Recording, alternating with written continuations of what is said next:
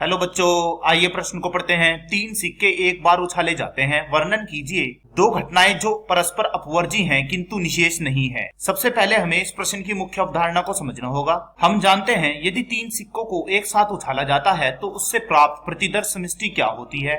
हम जानते हैं यह होती है हमारी, या तो तीनों सिक्कों पर ही हमारा एच एच एच आ जाए, या फिर पहले दो पर हमारा एच एच आए तो तीसरे पर हमारा टी आ जाए, या फिर हमारा चित पट चित आ जाए, या फिर हमारा टी टी एच आ जाए, और या फिर हमारा तीनों पर ही टी टी टी आ जाए, या फिर यह हो जाए एच टी टी, या फिर यह हो जाए एच टी एच, या फिर यह हो जाए टी एच एच। यदि दो घटनाएं अपवर्जी होती हैं तो हम कहेंगे, मान लेते हैं एक घटना है हमारे पास ए तथा दूसरी घटना है हमारे पास यह बी, और यदि ये दोनों घटनाएं एक दूसरे से अपवर्जी हैं तो हम बोलेंगे यहाँ पर ए उभयनिष्ठ बी का मान जो हमारा यहाँ आएगा वह आएगा यहाँ पर फाई समुच्चय। और यदि दो घटनाएं ए और बी एक दूसरे से निशेष हैं तो वह क्या होती हैं।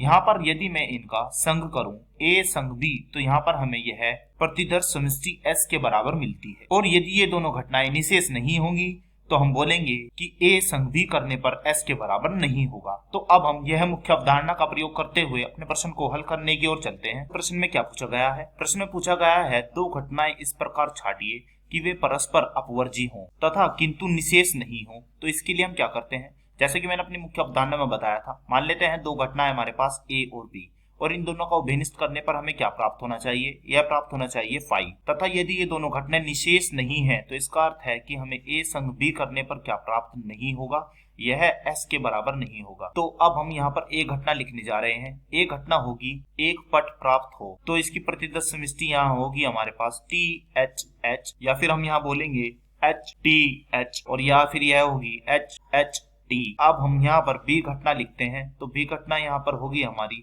दो पट प्राप्त हो। अब इसकी प्रतिदर्श समष्टि कुछ इस प्रकार होगी टी टी एच, या फिर यह होगी हमारी यहाँ पर टी एच टी, या फिर यह होगी हमारी एच टी टी। तो अब हम देख पा रहे हैं घटना ए व घटना बी में हमारा यहाँ पर एक भी उभयनिष्ठ नहीं है, तथा ए संग बी करने पर हमें यहाँ पर एस के बराबर नहीं प्राप्त होता, जहाँ एस है हमारी यह तीन सिक्कों को उछालने पर प्राप्त प्रतिदर्श समष्टि। आशा करता हूँ यह प्रश्न आपको समझ में आया होगा। धन्यवाद।